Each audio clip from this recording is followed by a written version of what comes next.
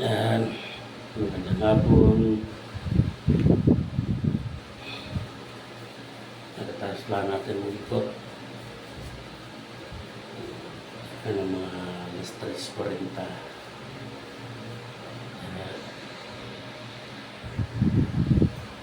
Pahinga muna. Pahinga muna tayo siyempre. Pwede naman magpahinga yun naman puro lakad.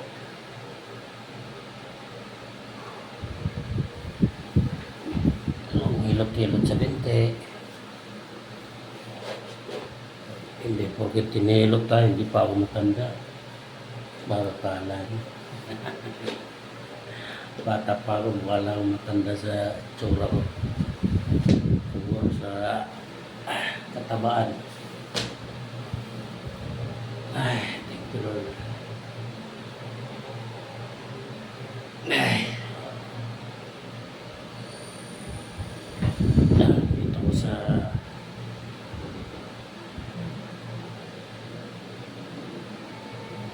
second floor. Second floor.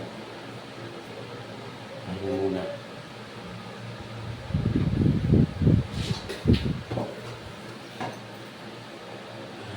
Lala, standby.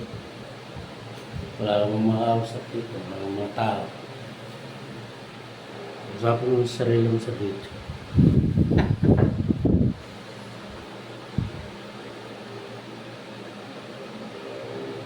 Yan.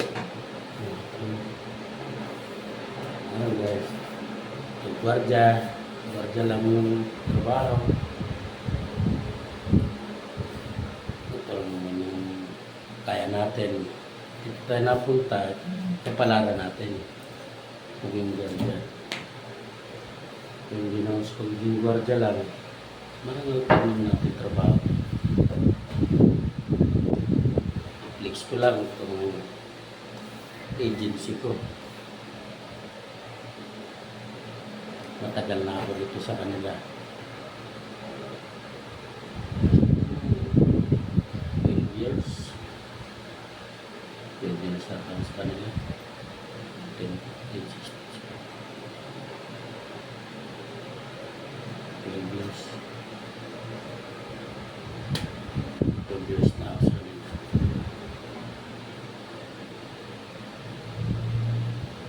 Ito yung first agency ko. Ano naman naging agency ko? Sipo. Alam mo guys, para sa akin lang. Para sa akin lang. Yung Sipo maganda sa akin.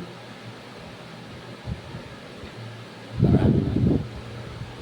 Yung ganap, para sa akin ang maganda. Yung sa pasahod, benefits, okay naman lahat. Hindi mo kami nabibili ng sahod. Minsan advance pa magpasahod sa Sipo. Hindi naman sa akin lang naman, tulad yung naranasan ko sa kanila. Oo, may mga naman nangyari noon. Karamihan naman sa opisina lang nakakalo sa gano'n nangyayari. Pero ayos naman. Dahil ito alam, ang pinto lang naman ito eh. Sabi na pag alam mo ng presidente ng agency na may ganun nangyari. Siguro pag-imbestigahan ng presidente, may mga ganun nangyari.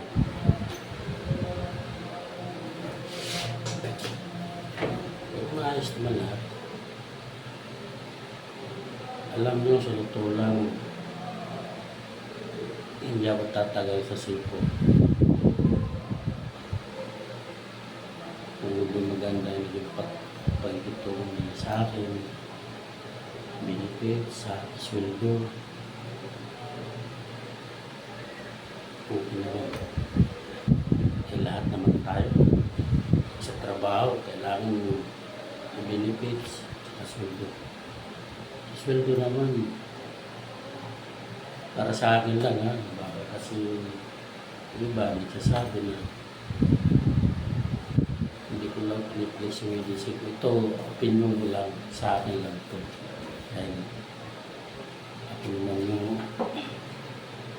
naman yung nasa kanila. Ako naman nakakaranas ng ganito. Wala akong masabi sa simple. Para sa akin, maganda sa ito. Wala akong naging problema.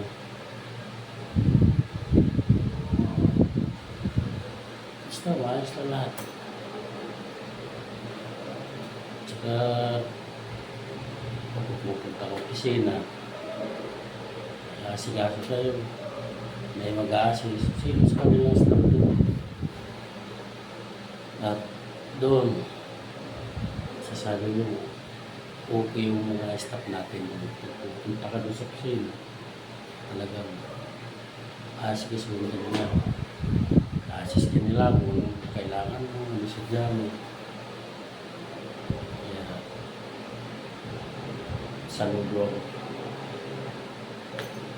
sa buong staff ng Seaport. Lalo sa presidente. Sir, maraming salamat. At kay chairman, maraming salamat dito. Siguro, mawala na ako sa Seaport. Hindi ibig sabihin pag nawala ako sa Seaport, mag-resign. Mag-resign ako. May ibang trabaho na. Trabahong pag wala ka ng amo, ikaw na. Marami akong mamimiss dito sa Seaport na to. Una, marami siya naitulong sa akin. Nandyan na yung nakatulong ako sa pamilya ko. Kapatid ko muna nag-aral, kahit paano nagbigay ako. Maraming nangyari maganda. Masasabi ko lang, napakadabi sa akin ng Seaport. Ulitin ko, sa akin lang ito. Kasi ako yung nakakaranas. Walang naging hassle sa akin. Siguro meron naging hassle sa akin. Napustin ako sa at may challenge talaga. Pero nagkakaroon naman nila ng challenge pag baguhan ka. Pero pag matagal na, sabi nga, kahit anong manghirap, ano man yan, gano'ng kahirap, madaling aralin pag natutunan mo, nag-iisip. Kaya may mga kapartner natin dyan na matatagal na sa pagiging security guard. Wala na sa kanila, basic na lang. Kahit saan man sila mapunta, alam na lang yung gagawin nila. Ano sa DMCI, lahat ng napostingan ko DMCI. Kasi simula ako sa Seaport. Wala man yung ano na ako napostingan na iba. Isang araw lang, ilang araw. Nasa DMCI talaga nagtagal.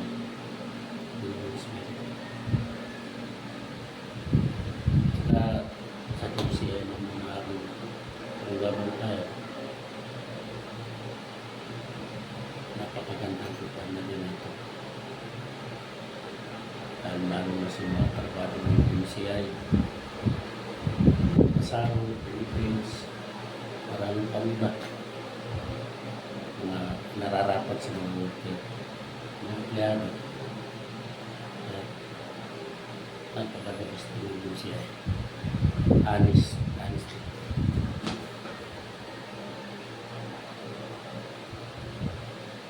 Maganda yung pamamalakad nila sa mga trabado. Kaya napapansin lang ako sa PCI. Tama't masasabing gano'n.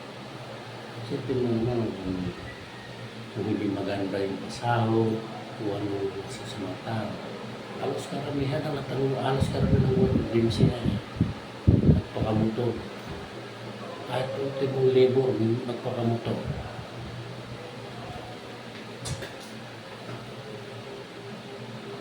Kahit labor nga lang, malaki rin sinasahod ng labor. Abang minimum pa kanilang nasisildo sa isang araw. Yung paglibor ka sa DMCI, hindi ka tulad ng araw, paglibor ka talaga. Araw mo kapalas-palas mo pala, mano-mano. Sa DMCI, walang gaano kabigat, hindi gaano kabigat yung trabaho ng paglibor ka. Ito naman sa mga skill. May mga allowances pa yun. Kompleto. Ang sabi.